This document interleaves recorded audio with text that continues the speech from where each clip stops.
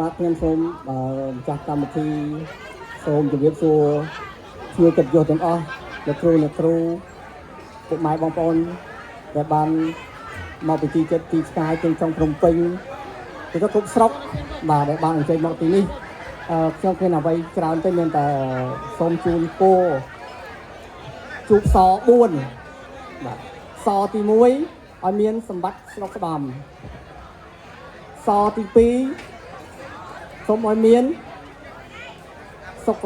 សុវត្ថិភាព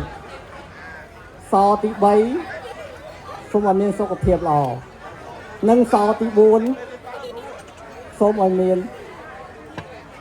សុខភាពគ្រប់ផ្លូវទាំងផ្លូវគោកផ្លូវទឹកនិងផ្លូវអាកាសបាទអរគុណអបអរសាទរខ្លាំងៗជួយលោកគ្រូមួយមកបាទអរគុណមកជាបន្តទៀតសូមក្រុមជើញបាទគ្រូ